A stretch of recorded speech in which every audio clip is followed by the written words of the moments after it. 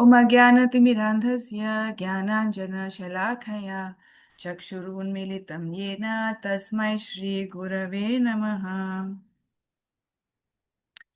आज हम second chapter चैतन्य चरितामृत का कंप्लीट करेंगे। लास्ट वीक हमने शुरू किया था और फर्स्ट वर्स उसका हमने पढ़ा था। फर्स्ट वर्स में चैतन्य महाप्रभु को कविराज गोस्वामी प्रणाम अर्पित कर रहे हैं और कह रहे हैं कि आपके मर्जी से जो है एक बालक जो बहुत नादान होता है, इनोसेंट होता है, वो भी बड़े से बड़े ये सागर, ये जो फिलोसफीज का सागर है, इसको पार कर देगा। और इस फिलोसफीज के सागर में बड़े बड़े क्रोकोडाइल्स हैं, जो फिलोसफीज हैं, किसी को पकड़ लेते हैं, अगर उस फिलोसफी में वो डाइवर्ट हो जाता है तो उसको खा जाते हैं। लेकिन चैतन्य महाप्रभु की कृपा से ये बड़े बड़े जो अलग अलग फिलॉसफीज हैं, इन सबको भी पार करके असली जो अल्टीमेट ट्रुथ है, जो परम सत्य है, उसको समझ जाता है, इवन छोटा सा बालक भी। तो इसी में वो कहते हैं, अभी ये जो सेकेंड चैप्टर है, इसमें मैं क्या समझाने वाला हूँ, मैं सिर्फ एक ही वर्स को फिर एक्सप्लेन करने वाला हूँ। कौन सा एक वर्स है ये? जो फर्स्ट चैप्टर में थर्ड वर्स था। तो हमने फर्स्ट चैप्टर भी देखा था। फर्स्ट चैप्टर में फर्स्ट 14 वर्सेस जो थे वो मंगलाचरण थे, और बाकी के जो वर्सेस थे, ऑलमोस्ट 100 वर्सेस, इन्हीं 14 वर्सेस का एक्सप्लेनेशन था। अभी कविराज गोस्वामी क्या कह रहे हैं, इस चैप्टर में फिर से ऑलमोस्ट 90 वर्सेस हैं, और इन 90 वर्सेस से मैं क्या करने वाला हूँ, फर्स्ट चैप्टर का थर्ड वर्स है उसी को एक्सप्लेन करने वाला हूँ। और फर्स्ट चैप्टर का थर्ड वर्स क्या है? वो है कि भगवान जो हैं, उनके जो परम सत्य हैं, वो ब्रह्मन, परमात्मा और भगवान, ये तीनों मिलके परम सत्य हैं। अगर कोई कहे कि जो परम सत्य है वो ब्रह्मन ही है, वो सिर्फ ब्रह्म ज्योति है, तो वो भी सच नहीं बोल रहे हैं, मतलब पूरा सत्य नहीं बोल रहे हैं, आधा सत्य है। हाँ, परम सत्य जो है वो ब्रह्म ज्योति जो है उनका ही एफलजेंस है, तो वो भी सत्य ही है, लेकिन पूरा सत्य नहीं। अगर कोई कहता है जो परमात्मा हमारे हृदय में बैठे हैं सबके, यही भगवान है, तो ये भगवान तो है, लेकिन यही भगवान नहीं है। भगवान का अल्टीमेट रूप है, और उस भगवान जो परम सत्य हैं, जो ब्रह्मन भी हैं, जो परमात्मा भी हैं, इनके बारे में इस चैप्टर में वो पूरा एक्सप्लेन करने वाले हैं। तो ब्रह्म ज्योति क्या है, परमात्मा कौन है, और भगवान कौन है, ये तीनों का एक्सप्लेनेशन ही ये पूरा चैप्टर है, जो कि थर्ड वर्स था हमारे फर्स्ट चैप्टर का। तो अभी ये कह रहे हैं, पहली तो प्रणाम करके ये कह रहे हैं कि मेरा जो जो टंग है, ये एक रेगिस्तान जैसा है, और आपका जो लीला है, चैतन्य महाप्रभु को कह रहे हैं कविराज गोस्वामी, जो आपका लीला है, ये गंगा के नदी जैसा फ्लो करता है। तो मेरे जैसे रेगिस्तान में गंगा नदी कैसे आएगी? लेकिन आपकी मर्जी से आ सकती है। और जब आपकी मर्जी से मेरे ऐसे टंग से आपकी लीला का वर्णन हो, और ऐसा गंगा का धार बहे, तो उसमें बहुत सारे लोटसेस भी आ सकते हैं। और कहते हैं लोटसेस क्या है? Singing, dancing and loud chanting of Krishna's holy name. और जब ऐसे लोटसेस आते हैं, तो वहां पे स्वॉन्स और डक्स भी आते हैं। स्वॉन्स मतलब हंस आते हैं, डक्स आते हैं, बीस आते हैं, तरह तरह के, ये सब जो है, ये कौन है? ये आपके डिवोटीज हैं। और आपके डिवोटीज जो हैं वो, उनको यहीं पे अच्छा लगता है और कहीं अच्छा नहीं लगता। कहाँ पे अच्छा लगता है? जहां पे आपके लीलाओं का गंगाधार बह रहा हो, वहां पे आपके डिवोटीज को अच्छा लगता है, वहीं पे उनके कानों को जो है असली सुख मिलता है, क्योंकि वहां पे singing, dancing and loud chanting of Krishna's holy name हो रहा है। तो ऐसा आप कृपा करें कि मेरे ये रेगिस्तान वाले मुख से अभी आपका लीला ऐसे बहे कि आपके डिवोटीज को खुशी मिले। तो ये प्रार्थना कर रहे हैं कविराज गोस्वामी। और फिर वो प्रणाम कर रहे हैं चैतन्य महाप्रभु को, नित्यानंद प्रभु को, अद्वैत आचार्य को, और फिर जो थर्ड वर्स है फर्स्ट चैप्टर का, उसको एक्सप्लेन करना शुरू कर रहे हैं। अभी जो एक्सप्लेन करेंगे, तो जब वो कहेंगे कि ब्रह्म ज्योति जो है वो वो भगवान का ही एफल्जेंस है, भगवान से ही आ रही है जो ये ज्योति, जब वो कहेंगे ऐसा, तो लेकिन वो सिर्फ अपने ही बात को नहीं रखेंगे, वो भागवतम से और ब्रह्म संहिता से इसको सपोर्ट करेंगे। और उसी प्रकार जब वो कहेंगे कि परमात्मा जो है, सबके हृदय में जो परमात्मा है वो भगवान का ही अंश है, जब ये कहेंगे तभी भी वो भागवतम से बताएंगे। और फिर फाइनली वो ये भी बताएंगे कि जो नारायण है, मतलब जो पुरुषावतारस हैं, क्षीरोदक्षाय विष्णु, गर्भोदक्षाय विष्णु और महाविष्णु, ये भी भगवान के ही अंश हैं, भगवान से आते हैं, ना कि कृष्ण नारायण से आते हैं, बल्कि नारायण ही हैं जो कृष्ण के अंश हैं। ये जब बोलते हैं तब आ, वो फिर से भागवतम से कोट करते हैं। तो जब भी अभी ये तीनों चीजें वो बताएंगे, और ये तीनों जो चीजों को कविराज गोस्वामी दूसरे शास्त्रों से, भगवत गीता से भी, भागवतम से भी और ब्रह्म संहिता से भी सपोर्ट करते करते बताएंगे, और यही सेकेंड चैप्टर है। और मैं ये बताना चाहूंगी कि आदि लीला में जितने चैप्टर्स हैं, इसमें अभी हमें मालूम है कि भगवान का, चैतन्य महाप्रभु का बाल्य लीला का एक्सप्लेनेशन है, डिस्कशंस है, लेकिन वो 13 चैप्टर में जाके शुरू होते हैं। और तब तक जो है ये चैतन्य महाप्रभु ही भगवान हैं, और चैतन्य महाप्रभु के दूसरे दूसरे जो उनके एनर्जीज हैं, उनके डिवोटीज हैं, ये उनको, उनका कैटेगराइजेशन कैसा है, यही फिलोसफी का ही डिस्कशन 13 चैप्टर तक, मतलब 12th चैप्टर तक इसी में निकलता है। तो सेकंड चैप्टर में भी आज जो डिस्कशन है ये फिलोसफी ही है। इसमें बताया जा रहा है कि ब्रह्म ज्योति, परमात्मा, भगवान, ये तीनों को मिला के ही परम सत्य कहेंगे। अगर कोई कहे कि इन तीनों में से जो है सिर्फ और सिर्फ भगवान है, भगवान का जो है कोई ज्योति नहीं है क्या, वो भी है। और भगवान जो है वो परमात्मा नहीं है, वो ऐसा नहीं है, वो भी है, लेकिन परमात्मा ही सिर्फ भगवान है ऐसा नहीं है, तीनों मिला के ही कंप्लीट ट्रुथ है, आधा नहीं बोल सकते। जैसे जिसको अगर कोई एग्जाम्पल देते हैं ना, कि आई थिंक प्रभुपाद ने भी एक एग्जाम्पल दिया है, एक आदमी को, कंप्लीट आदमी को कौन जानता है, उसके घर वाले जानते हैं।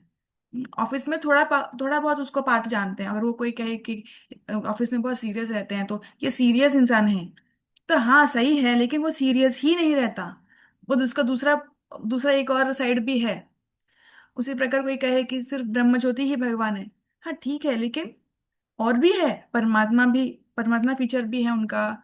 और उनका जो भगवान का भी जो दूसरे दूसरे अवतार हैं, ये सब भी उनके फीचर्स हैं। किसी को भी नकार नहीं सकते कि ये नहीं है वो है, ये सब मिलके ही परम सत्य है। तो ये परम सत्य कौन जान सकता है, ये भी कविराज गोस्वामी बताते हैं कि सिर्फ और सिर्फ उनके डिवोटीज जान सकते हैं, जिनके ऊपर उनकी कृपा हुई हो। तो ऐसा नहीं है कि कोई भी उनको पहचान लेगा। जैसे कृष्ण जब थे, जब है 5,000 साल पहले दुर्योधन भी देख रहे थे, लेकिन पहचान नहीं रहे थे। मतलब देखना अलग है और जानना अलग है। हाँ, जैसे अभी हम देखते हैं कि मुचुकुंद के स्टोरी में, है ना, एक भागवतम में एक स्टोरी आता है जहाँ पे मुचुकुंद जो है वो सो रहे होते हैं, और वहां भगवान जब आते हैं तो वो पूछते हैं आप कौन है, जबकि वो बहुत बड़े डिवोटी हैं। चलो दुर्योधन तो डिवोटी नहीं था, वो पहचान नहीं पाया, लेकिन मुचुकुंद क्यों नहीं पहचान पाए? क्योंकि वहां पे ये इंपॉर्टेंट पॉइंट ये बताया है प्रभुपाद ने कि जिसकी, जो भगवान चाहे कि मुझे ये पहचाने, मुझे जाने, उसको होती है पहचान। उस टाइम पे भगवान उनको उनसे ये पूरा लीला करना चाह रहे थे, जब वो पहचान नहीं रहे हैं और फिर भगवान अपना पहचान बताते हैं, ये सब डिस्कशन वहां होना था। तो इसलिए उस टाइम के लिए भगवान ने उनका जानना कि मैं कौन हूँ, भगवान कौन है, वो रोक दिया था। इसलिए वो पूछ रहे आप कौन है, आप इतने सुंदर, कौन है आप। तो इसी प्रकार यहाँ पे हम देखते हैं, अगर कोई बोलता है कि नहीं सिर्फ ब्रह्मज्योति ही भगवान है, नहीं सिर्फ परमात्मा ही भगवान है, सिर्फ नारायण जो ये 3 पुरुष अवतार में से एक कोई, वही भगवान है, ओ क्षीरोदक्षय विष्णु, उन्हीं से कृष्ण आते हैं, अगर कोई भी ऐसा ऐसे बात कह रहा है, तो हमें ये समझना है कि उसको अभी पूरा सत्य, परम सत्य, एब्सोल्यूट ट्रुथ नहीं पता है। लेकिन जो बोल रहा है वो अपनी, उसके ऊपर जितनी कृपा हुई है भगवान की, उसके हिसाब से वो बोल रहा है। और फिर आगे हमने लास्ट चैप्टर में ये भी पढ़ा था कि प्रकाश और विलास है ना। प्रकाश है जो भगवान के ही जैसे ही दिखते हैं, उनके सारे एक्सपेंशंस, जैसे रासलीला में कृष्ण और द्वारका में कृष्ण जो सारे क्वींस के साथ एक्सपैंड करते हैं, तो सेम टू सेम वैसे ही दिखते हैं। और जो विलास हैं वो अलग दिखते हैं, लेकिन हैं भगवान जैसे कि ओरिजिनल कैंडल। और उस कैंडल से जब सारे दूसरे कैंडल्स को जलाते हैं तो उनमें उतनी शक्ति होती है। तो कोई अगर ये कहे कि नहीं, नारायण नहीं भगवान नहीं है, कृष्ण भगवान है, तो वो भी अपराध में आता है, क्योंकि नारायण और नारायण कैसे कृष्ण का ही एक्सपेंशन है। जैसे अगर रासलीला में एक कृष्ण को पकड़ के बोले कि ये कृष्ण नहीं है वो कृष्ण है, तो ये अपराध हुआ। उसी प्रकार अगर कोई बोले कि नारायण भगवान नहीं है, कृष्ण ही भगवान है, वो भी एक अपराध में आता है। नारायण को भी, उनके सारे अवतारों को भी उतना ही रिस्पेक्ट करना है जितना हम ओरिजिनल कैंडल को देते हैं। लेकिन फिर भी ओरिजिनल कैंडल ओरिजिनल है, ओरिजिनल फॉर्म ओरिजिनल है। ये ओरिजिनल फॉर्म में ही सारे जो फॉर्म्स हैं वो शेल्टर्ड हैं। यहाँ तक कि ये भी बताया जाता है कि जो ओरिजिनल फॉर्म है भगवान का, जो कृष्ण, ये है नवयवन किशोर फॉर्म। तो बाल अवस्था के कृष्ण फिर वो क्या भगवान नहीं है? वो भी भगवान ही है। तो इसलिए जो बाल अवस्था और उनके पौगंड अवस्था के जो हैं वो भी उसी कृष्ण जो नव यौवन किशोर अवस्था में है, उसमें ये भी हैं, ऑलरेडी हैं। और जब जो लीला होती है उसके हिसाब से वो उस वाले मूड को प्रकट करते रहते हैं।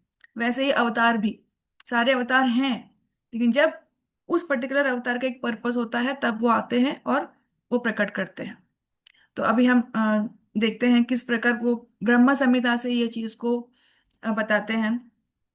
14th वर्ष में आके वो बताते हैं कि यस्य प्रभा प्रभवतो जगदंड कोटि कोटिश्वशेष वसुधादि विभूति भिन्नम तद ब्रह्म निष्कलमनंत अशेष भूतम गोविंदमादि पुरुषम तमहम भजामि।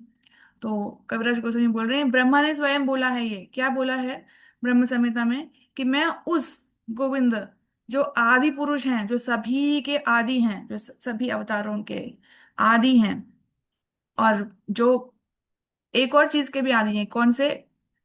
एफलजेंस, ब्रह्म ज्योति भी उन्हीं से आ रही है, उन्हीं की एफलजेंस है वो। एक ट्रांसेंडेंटल फॉर्म उनका वो भी है, इम्पर्सनल ब्रह्मन फॉर्म।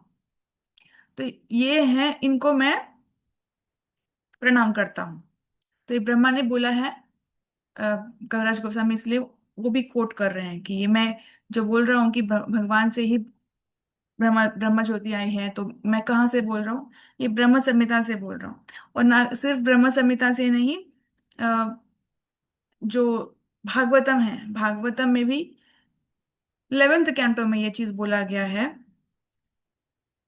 क्या बोला गया है कि जो ये सारे सन्यासीज हैं, जो सारे बहुत बड़े बड़े सेजेस हैं, जो ये भी परवाह नहीं करते कि हमने कुछ पहना है कि नहीं, ऐसे बिना परवाह करे वो जो तपस्या में लगे हैं और इतना ब्रह्मचर्य का पालन करके वो बहुत हाई लेवल पे पहुंचते हैं, तो वो कहाँ जाते हैं?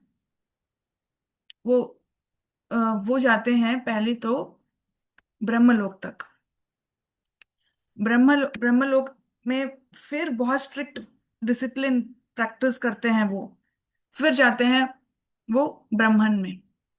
तो ये वाला एक वर्स भी उन्होंने कोट किया कि जो सिर्फ और सिर्फ ब्रह्म ज्योति तक भी पहुंचने के लिए जो है इतना कष्ट करते हैं, लेकिन ऐसे भगवान, जो भगवान, ये ब्रह्म ज्योति कहाँ से आ रही है? जिस भगवान से आ रही है उसको जानने के लिए सिर्फ एक चीज करना होता है, वो है उनका भक्त बनना। तो ये वाला एक एक वर्ड्स भी वो कोट कर रहे हैं जहां पे ब्रह्म ज्योति की बात हो रही है कि ब्रह्म ज्योति जो है ये भगवान से ही निकल रही है। और फिर वो परमात्मा के डिस्कशन पे आते हैं। अब ये परमात्मा वाले डिस्कशन पे जो है वो फिर से भगवत गीता से बोलते हैं। भगवत गीता में कृष्ण जब बोलते हैं, अ, कौन सा वर्ष है ये? हाँ, 10th चैप्टर के 42 वर्ष में, कि अर्जुन और मैं क्या बताऊं मैं तुमको, मैं तो अपने एक छोटे से प्लेनरी पोर्शन से जो है पूरे के पूरे कॉस्मिक मैनिफेस्टेशन, मतलब पूरे जो कुछ भी सृष्टि है उसमें हर एक के साथ रहता हूँ। तो ये किसकी बात कर रहे हैं? परमात्मा की बात कर रहे हैं कृष्ण, कि मैं, हाँ, मैं ही हूं जो अपने छोटे से पोर्शन में निकल के सारे के सारे सारे सभी के साथ परमात्मा के रूप में रहता हूँ। तो अगर कोई बोले कि परमात्मा ही भगवान है, तो यहाँ कृष्ण बोल रहे हैं मैं ही हूँ परमात्मा का स्रोत हूँ। तो अल्टीमेट कौन हुए? कृष्ण। तो इस ये परमात्मा के बारे में बोलने के बाद फिर कविराज गोस्वामी अभी नारायण के बारे में बोलना शुरू करते हैं। नारायण कौन है और कृष्ण कौन है? फिर वो बताते हैं, ये भी भागवतम से। एक तो वो बताते हैं जो ब्रह्मा और कृष्ण के बीच का जो एक डिस्कशन हुआ था, जब ब्रह्म विमोहन लीला हो गया था, और जब ब्रह्मा को बाद में पता चला कि मैंने जो ग्वाल बाल को और बछड़ों को चुरा के ये सब किया है, ये मैंने किसके साथ किया, किसको नहीं पहचाना, तो मैंने ये किया, भगवान को नहीं पहचाना। मैंने सोचा कि ये छोटा सा कोई ग्वाल बाल है, और भगवान ने दिखा दिया कि मैं तो भगवान हूँ। और फिर जब ब्रह्मा को समझ में आया ब्रह्म विमोहन लीला के बाद, मैं वो लीला पूरा भी विस्तार में डिस्कस नहीं कर रही हूँ क्योंकि आपको पता है। तो फिर ब्रह्मा आके कृष्ण से प्रे करते हैं, और जब प्रे करते हैं तो ब्रह्मा कहते हैं कि मैंने ये गलती की, मैंने आपके गोपा फ्रेंड्स को और बछड़ों को मैंने ही स्टील किया था, मैंने उनको चोरी किया था। और अब जो है मैं आपको अपने गलती का माफी मांग रहा हूं, और आप मुझे माफ कर दें, क्योंकि जो पिता होते हैं वो बच्चों की गलतियों को माफ कर देते हैं। तो तब कृष्ण बोलते हैं, पिता, तुम ये कह रहे हो कि मैं तुम्हारा पिता हूँ? हम्म? अ, कैसे हो सकता है? मैं तो एक छोटा सा ग्वाल बाल हूँ। और भी कृष्ण उनको, ब्रह्मा को अभी भी बोल रहे हैं, मैं तो छोटा सा ग्वाल बाल हूँ, मुझे तो कुछ भी नहीं मालूम, मैं आपका पिता कैसे हुआ? तो ब्रह्मा कह रहे हैं कि मैं ही आपके ही नेवल से एक जो लोटस आया है उसमें मैं पैदा हुआ हूं, तो आप ही मेरे पिता हैं, आप ही मेरे माता हैं, both, you are both my father and mother, and I am your son. और फिर वो कहते हैं नारायण का क्या मतलब है? जो एक तो एक मतलब है जो पानी में लेटे हुए हैं उनको नारायण, वो मतलब एक है। दूसरा, नर, जो सारे नर हैं वो जिनमें शेल्टर लेके हैं, मतलब जैसे अभी सृष्टि जब नहीं हुई तो हम सब कहाँ थे? हम सब उसी महाविष्णु में ही थे ना। हम्म। तो जब सभी सारी सृष्टि के स्टार्टिंग में आप ही में हम सब थे, तो सारे नरों को जो आयन देते हैं, जो जहाँ पे हम जाके सोते हैं, हम जाके जहाँ पे शयन हमारा आश्रय होता है, उसे नारायण कहते हैं। तो कह रहे हैं कि आप ही नारायण हैं। यहाँ तक कि जो क्षीरोदक्षाई विष्णु, गर्भोदक्षाई विष्णु, ये सब जो हैं आए कहाँ से? आपसे आए हैं। तो आप नारायण को भी अयन देने वाले हैं, मतलब नारायण जो हैं, जो सारे विष्णु हैं, ये भी जिनके यहाँ पे शेल्टर में रहते हैं वो आप हो, मतलब आप अल्टीमेट नारायण हो। आप नारायण के भी नारायण हो, नारायण को भी शेल्टर देने वाले आप ही हो। आपसे ही आए हैं। जिस प्रकार की जो अर्थ अर्थ है, वही तो सारे सारे अर्थ पॉट्स का शेल्टर है, वहीं से तो आए हैं सारे अर्थ पॉट्स। उसी प्रकार ये सारे पॉट्स हैं, ये सारे अवतार, ये सारे लीला अवतार, पुरुषावतार, ये सब जो हैं पॉट्स हैं, और आप वो अर्थ हो, आप ही ओरिजिन हो।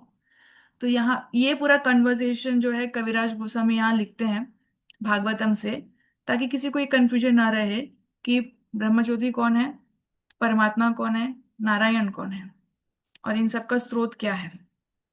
और ये सब लिखते हैं, और फिर एंड में ये लिखते हैं, मैं ये कृष्ण के बारे में अभी क्यों बोल रहा हूँ बार बार कि ये कृष्ण ही ओरिजिन है, कृष्ण ही ओरिजिन है, क्योंकि ये जो चैतन्य महाप्रभु की लीला हम डिस्कस करने जा रहे हैं, उनमें और कृष्ण में कोई अंतर नहीं है। अगर मैं जब भी मैं कृष्ण बोल रहा हूँ, मतलब आप सोचिए मैं चैतन्य महाप्रभु भी बोल रहा हूँ। चैतन्य महाप्रभु ही जो है सारे नारायण के स्रोत, सारे परमात्मा वो भी हैं, और ब्रह्म ज्योति इनसे ही निकल रही है। यही आपको समझना है, अलग नहीं है चैतन्य महाप्रभु और कृष्ण में कोई अलग। ये नहीं कि जो चैतन्य महाप्रभु है वो कृष्ण के कोई एक अंश है, नहीं। दोनों सेम है, दोनों ओरिजिन है। बस यहाँ पे वो जो आए हैं अभी, ये एक और पर्पस के साथ आए हैं। ये ओरिजिनल कृष्ण ही आए हैं। इसलिए हम चैतन्य लीला में देखते हैं कि जब कभी कभी जो है कृष्ण के अलग अलग अवतारों में, अवतारों का, एक मिनट,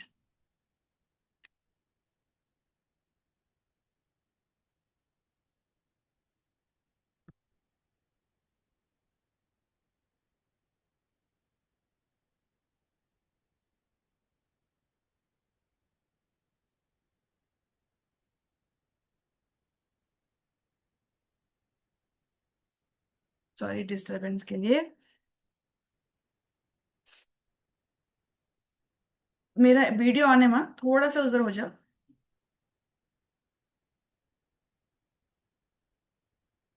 हाँ, इसलिए हम देखते हैं कि चैतन्य महाप्रभु की लीला में उस कभी कभी बीच में दूसरे अवतारों के जैसे भी लीला करते हैं, कभी नरसिम्हा देव जैसे गुस्सा होते हैं। ये सब हम देखते हैं क्योंकि वो कृष्ण ही हैं, और वही कृष्ण जिनसे ये सारे अवतार आते हैं। तो पहले ही सेकंड चैप्टर में ये बहुत क्लियरली कविराज गोस्वामी बताना चाह रहे हैं कि अभी मैं जब भी चैतन्य महाप्रभु कहूंगा तो आपको ये समझना है कि ये मैं कृष्ण ही कह रहा हूँ। और ये हैं जो ब्रह्म ज्योति के भी और परमात्मा के भी, और दूसरे जो भी अ, पुरुषावतार है उसके भी, ये दूसरे अवतार के भी, विष्णु के भी, नारायण के भी, यही स्रोत है, जैसे original. So therefore according to the authority, मतलब सारे अथॉरिटीज के साथ, ब्रह्मा के अथॉरिटी के साथ, भागवतम की अथॉरिटी के साथ, मैं ये अभी आपको कंक्लूड कर रहा हूं कि हमारे जो हम आगे डिस्कस करने वाले हैं कि चैतन्य महाप्रभु जो हैं ये भगवान स्वयं हैं। और कृष्ण की जो लीला है वो 10th कैंटो में आती है भागवतम में। वो क्या कह रहे हैं कि पहले अगर कृष्ण कृष्ण एक अवतार होते, किसी एक कोई अवतार होते, तो किसी एक अवतार में ही उनका डिस्कशन करके छोड़ देते। भागवत में सारे अवतारों का जब डिस्कशन हो रहा था तब करके छोड़ देते। लेकिन ऐसा नहीं हुआ, पहले बताया गया है कि ये अवतार के क्या क्या क्या लक्षण हैं, और इन अवतारों के जो स्रोत हैं वो कौन है, उनके बारे में 10th कैंटो में पूरा विस्तार में बताया गया। तो ये भी हम, इसके लिए भी हमें समझना चाहिए कि कृष्ण का जो है स्तर बहुत आगे है। और भागवतम में जो 10 सब्जेक्ट मैटर्स हैं, इन 10 सब्जेक्ट मैटर्स में से जो है एक सब्जेक्ट मैटर के बारे में बहुत विस्तार में मेंशन है, और वो है सबका शेल्टर, सबके सबके जो आश्रय हैं। आश्रय is one of the topics of Bhagavatam. तो जो सबके आश्रय हैं उनके बारे में अलग से 10th कैंटो में पूरा विस्तार में बताया गया। और दूसरे जो 9 सब्जेक्ट्स हैं वो, उनको उनको उतना विस्तार में नहीं बताया गया, क्योंकि इन सारे 9 सब्जेक्ट्स के आश्रय कौन है, वो कृष्ण है। तो इससे भी हमें समझ में आता है कि Krishna is the origin. And therefore, मैं अभी जो बता रहा हूँ कि lord Chaitanya as a supreme lord, इसलिए क्यों कह रहा हूँ, क्योंकि ये कृष्ण में और ये चैतन्य महाप्रभु में कोई अंतर नहीं है। और ये इस चीज को कौन समझ सकता है, सिर्फ एक सिंसियर स्टूडेंट जो है वही इस डिस्कशंस को समझ सकता है। नहीं तो वो किसी न किसी कंट्रोवर्सी में फंस जाएगा कि शायद वो नहीं, शायद ये नहीं, ये है शायद, वो नहीं है शायद। जिस प्रकार की मैंने फर्स्ट वर्ष में बताया था कि ये फिलोसफीज के सागर में ये कोई भी क्रोकोडाइल आके पकड़ सकता है। बहुत डेंजरस सागर है ये। तो इसमें फंसना बहुत ही आम सी बात हो जाती है। लेकिन अगर चैतन्य महाप्रभु के शरण में चला गया और बोला कि आप ही ओरिजिन हो सबके, आप ही भगवान हो, आप में और कृष्ण में कोई अंतर नहीं है, सिर्फ और सिर्फ हमें कृष्ण प्रेम देने के लिए आप ये टीचर का, हाँ टीचर ही के, टीचर जब है, कभी कभी स्टूडेंट जैसे एक्टिंग करके बताते हैं जैसे वो सीख रहे हों। खुद खुद सीख सीख के जैसे बोर्ड पे लिखते हैं ना टीचर्स, उनको मालूम नहीं है क्या, उनको आता नहीं है क्या, लेकिन वो स्टूडेंट जैसे एक्टिंग करके लिखते रहते हैं। उसी प्रकार चैतन्य महाप्रभु और कृष्ण में कोई अंतर नहीं, लेकिन यहाँ पे कृष्ण जो है एक भक्त के रूप में आके सिखा रहे हैं, लेकिन एक भक्त भक्त के रूप में आके वो एक्टिंग कर रहे हैं जैसे वो भक्त हैं और हमें सिखा रहे हैं। तो इसमें कोई डाउट नहीं रखना है। अगर कोई डाउट रह गया तो ये समझना मुश्किल है, अगर ये डाउट नहीं रह गया तो ये सागर को तैर के निकल जाना बहुत आसान है। फिर जिस प्रकार ये हर चैप्टर को कविराज गोस्वामी एंड करने से पहले ये प्रार्थना बोलते हैं ना, श्री रूप रघुनाथ पदे यार आशा, चैतन्य चरितामृत कहे कृष्णदासा। मैं रूप और रघुनाथ के कृपा का ही आशा लेके बैठा हूँ। और किस चीज का आशा है कि मैं ये जो चैतन्य चरितामृत का हूँ वो उनके ही पद चरणों में जैसे वो कहते हैं वैसे ही कहूँ, और कुछ एक्स्ट्रा या जो अलग परपट या कुछ ना दो। तो यही मेरा डिजायर है, और इसके लिए मैं उन्हीं से प्रार्थना कर रहा हूँ कि मैं ऐसा कर पाऊँ। ये हमारा सेकेंड चैप्टर हो गया, और थर्ड चैप्टर का हम थोड़ा सा शुरुआत कर लेते हैं। और थर्ड चैप्टर का मतलब है the external reasons for the appearance of Shri Chaitanya Mahaprabhu. बाह्य बाह्य कारण क्या है जो चैतन्य महाप्रभु के रूप में कृष्ण आए। अभी तक तो बोल रहे हैं कि चैतन्य महाप्रभु ही कृष्ण है, चैतन्य महाप्रभु ही कृष्ण है। तो अभी आए क्यों फिर चैतन्य महाप्रभु के रूप में कृष्ण, ये थर्ड चैप्टर है। तो फर्स्ट चैप्टर क्या था? फर्स्ट चैप्टर मंगलाचरण था। मंगलाचरण में पहले 14 वर्सेस थे जिनका एक्सप्लेनेशन करते करते 100 वर्सेस निकल गए। और सेकेंड चैप्टर क्या था? उसी 14 वर्सेस में से जो थर्ड वर्स था उसका एक्सप्लेनेशन था, जिसमें ये बताया पूरे सेकेंड चैप्टर में कि ये भगवान कौन है। पूर्ण पुरुषोत्तम भगवान या एब्सोल्यूट ट्रुथ, परम सत्य कौन है। इन यही हैं जो जिनसे ब्रह्म ज्योति है, परमात्मा है, नारायण है, अवतार हैं, ये सब उन्हीं से ही आते हैं। यही है पूर्ण, पूरा अगर हम देखेंगे परम सत्य, पूर्ण सत्य वो है। और यही हैं जो चैतन्य महाप्रभु के रूप में भी आए हैं। कृष्ण में और चैतन्य महाप्रभु में कोई अंतर नहीं है। ये सेकंड चैप्टर में बोलने के बाद अब बता रहे हैं कि अच्छा आए हैं तो क्यों आए हैं, एक्सटर्नल रीजंस, बाह्य कारण क्या है। तो इसमें प्रभुपाद जो है पहले थोड़ा सा समरी देते हैं, इस चैप्टर हर चैप्टर के पहले समरी देते हैं, और समरी में वो बताते हैं कि चैप्टर में क्या क्या होगा। तो इसमें प्रभुपाद कह रहे हैं कि कविराज गोस्वामी ने इस चैप्टर में वही फिर से भागवतम से और बहुत सारे ऑथेंटिक स्क्रिप्चर्स उनसे सपोर्ट लिया है ये प्रूफ करने के लिए कि चैतन्य महाप्रभु भगवान स्वयं कृष्ण आए हैं। तो क्यों आए हैं, रीजंस, हर एक रीजन के साथ वो अपने सपोर्ट जो है दूसरे शास्त्रों से लेके आके बताएंगे हमें। और अगर आए हैं तो अकेले भी नहीं आए हैं, अपने पार्षदों के साथ आए हैं, नित्यानंद, अद्वैता, गदाधर, श्रीवास और बहुत सारे और डिवोटीज के साथ आए हैं। स्पेशली आए हैं टू प्रीच चैंटिंग ऑफ हरे कृष्णा। ये सबसे बड़ा कारण, बहुत सारे कारण अभी बताएंगे, बाह्य कारण, आंतरिक कारण, लेकिन सबसे बड़ा कारण, स्पेशल सिग्निफिकेंट कारण जो है वो है चैंटिंग हरे कृष्णा, ये प्रीच करने के लिए। और बहुत सारे वेद पुराणों में से भी कविराज गोस्वामी यहाँ इस चैप्टर में ये कोट करते हैं कि कहाँ कहाँ पे जो है बोला गया है कि चैतन्य महाप्रभु आने वाले हैं। कहाँ कहाँ कहाँ ये प्रेडिक्शन पहले ही हो चुका है, वहां से भी बहुत बहुत कुछ इस चैप्टर में इंक्लूडेड है। तो let us little begin little bit. इसमें वो फिर से जैसे हर चैप्टर को जब स्टार्ट करते हैं तो कविराज गोस्वामी चैतन्य महाप्रभु को प्रणाम करके स्टार्ट करते हैं, और जब चैप्टर को एंड करते हैं तो रूपा और रघुनाथ को उनका मर्सी मांग के फिर बोलते हैं कि मुझे नेक्स्ट चैप्टर शुरू करने के लिए मर्सी दो, मैं ठीक से बोल पाऊँ इसके लिए मर्सी दो। तो फर्स्ट वर्ष जो है चैतन्य महाप्रभु का प्रणाम, लास्ट वर्ष जो है रूप रघुनाथ का प्रणाम। ऐसे ही कविराज गोस्वामी चैतन्य चरितामृत को आगे बढ़ाते हैं। इसमें कह रहे हैं कि I offer my respectful obeisances to Chaitanya Mahaprabhu. मैं चैतन्य महाप्रभु को प्रणाम करता हूँ। क्यों, कैसे? क्योंकि इनकी ही शक्ति से, इनके इनके जो चरणों के शेल्टर में जो जाता है तब वो उनको शक्ति देते हैं। और तभी जो है कोई भी एक फूल, मतलब जो मूर्ख व्यक्ति भी जो है, जो सही ज्वेल्स हैं वो, कौन से ज्वेल्स, कंक्लूसिव ट्रुथ मतलब रियल नॉलेज के जो ज्वेल्स हैं वो माइंड्स, माइंड से निकाल के लेके आता है। माइंड्स क्या है?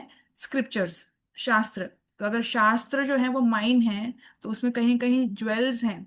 ये ज्वेल्स को ढूंढ ढूंढ के पकड़ के लेके आ सकता है। रियल नॉलेज के ज्वेल्स को कौन? कोई भी मूर्ख व्यक्ति कैसे लेके आ सकता है? चैतन्य महाप्रभु के शेल्टर में जाके। वैसे चैतन्य महाप्रभु के जो लोटस फीट है, उनका शेल्टर मैं आज ले रहा हूँ, अभी ले रहा हूँ। और मैं प्रणाम कर रहा हूँ, और फिर वो ये चैप्टर शुरू करते हैं। तो आज अब हम थर्ड चैप्टर हमने शुरू किया। फर्स्ट सेकंड चैप्टर का हमने कंप्लीट करके कल हम थर्ड चैप्टर कंप्लीट करेंगे। अभी तक के लिए माता जी कोई डाउट, कोई चीज जो हमें नहीं समझ में आया, या फिर कुछ समझ में आया रिपीट करना हो, या आपको कोई एक चीज याद आई हो शेयर करना चाहते हैं, कुछ भी?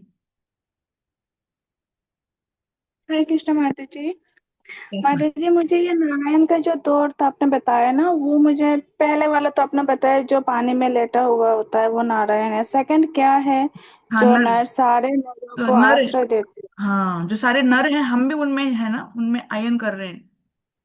आयन अच्छा। मतलब हम सभी उनमें जाके सुप्त अवस्था में सो जाते हैं। जब प्रलय हो जाता है, सारे नर वहीं पे उनको ही शेल्टर मान के हम आयन करते हैं। तो इसका इसलिए भी उनका नाम नारायण है, जहाँ पे सारे नर जाके आयन कर रहे हैं। ओके माता जी। ओके माता जी, हरे कृष्ण। हरे कृष्णा।